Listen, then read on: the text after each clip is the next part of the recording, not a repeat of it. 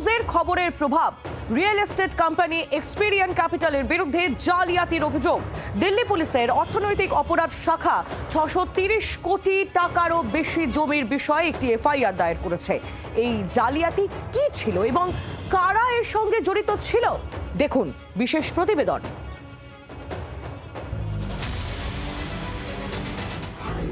जी news खबर दिखाता है तो असर होता है। बिल्डर के करप्शन के आरोप पर होगी कार्रवाई। गुरुग्राम के सेक्टर 62 की यही वो बेशकीमती जमीन है जिसके लिए एक्सपीरियन डेवलपर्स पर आरोप है कि उसने सिस्टम की आंखों में धूल झोंका और 630 करोड़ रुपए की कीमत वाली जमीन को अपने नाम करने के लिए साजिशों का जाल बुना।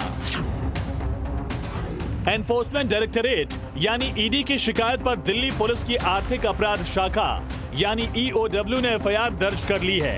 एक्सपीरियन डेवलपर्स एक्सपीरियन कैपिटल के खिलाफ एफआईआर दर्ज की गई है। एक्सपीरियन बिल्डर की धांधली का खुलासा जी न्यूज बहुत पहले ही कर चुका है, जिसकी वजह से पिछले कई महीनों से जांच चल रही थी। चलिए समझाते हैं आखिर कैसे जमीन को हथियाने के लिए एक गहरा चक्रव्यूह रचने का आरोप है। डिग्निटी बिल्डकॉन प्राइवेट लिमिटेड नाम के एक रियल एस्टेट समूह ने गुरुग्राम में जमीन खरीदने के लिए बैंकों से बड़ा कर्ज लिया था। डिग्निटी बिल्डकॉन ने स्टैंडर्ड चार्टर्ड बैंक और ब्लैकस्टोन जैसी कुल 6 संस्थाओं से 992 करोड़ रुपए से ज्यादा का लोन लिया था। ईडी का आरोप है कि एक्सपीरियन डेवलपर्स ने खेल करते हुए डिग्निटी बिल्डकॉन की संपत्ति को कौड़ियों के भाव करीब 332 करोड़ रुपए में अपने नाम करने की कोशिश की। ईडी की जांच में सामने आया था कि एक्सपीरियन ग्रुप सीधे तौर पर कंपनी नहीं खरीद पा रहा था, इसलिए उन्होंने पहले सिस्टम को उलझाया। आरोप है कि जानबूझकर कोर्ट में याचिकाएं डाली गईं ताकि वक्त बर्बाद हो और पीछे से वोट खरीदे जा सकें। ईडी के मुताबिक एक्सपीरियन ग्रुप ने धांधली के लिए अपनी ही दूसरी कंपनी एक्सपीरियन कैपिटल ईसीपीएल के जरिए खेल किया।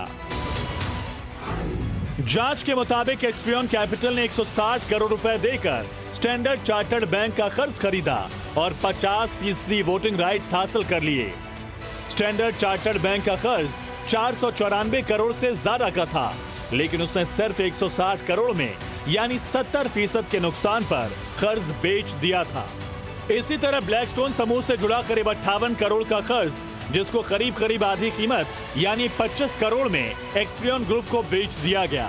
इन 25 करोड़ रुपए से ब्लैकस्टोन कंपनी का 10% और वोटिंग राइट हासिल कर लिया।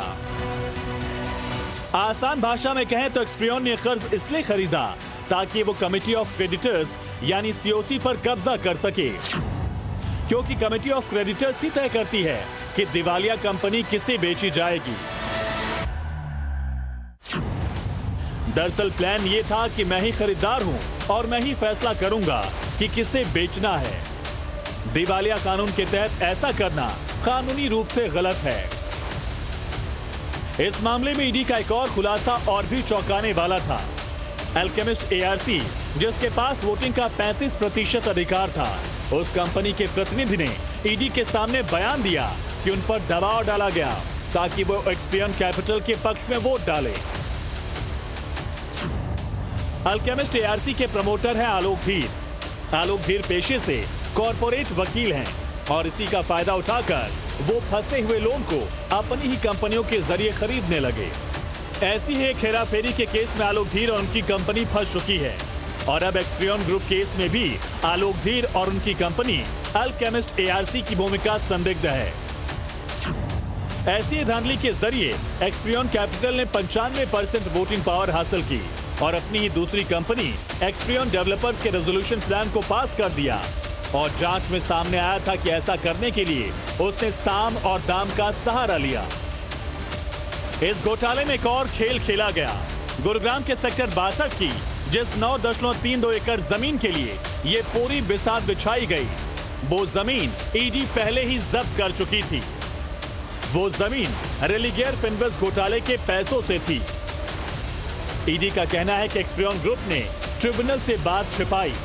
एक्सपीरियन ग्रुप पर दिवालिया प्रक्रिया का गलत इस्तेमाल कर सस्ती कीमत पर जमीन हासिल करने की कोशिश करने का आरोप है। इसकी जांच अब दिल्ली पुलिस की आर्थिक अपराध शाखा के पास है। परत दर परत खुलेगी और इस धांधली में शामिल कंपनियों और व्यक्तियों के खिलाफ चार्जशीट तय करेगी, जिसके बाद कोर्ट इसमें शामिल दोषियों को सजा सुनाएगी। परिवेश वात्स्यायन, स्पेशल इन्वेस्टिगेटिव टीम, जी मीडिया। বাংলার আওয়াজ, বাঙালির আবেগ, জি 24 ঘন্টা।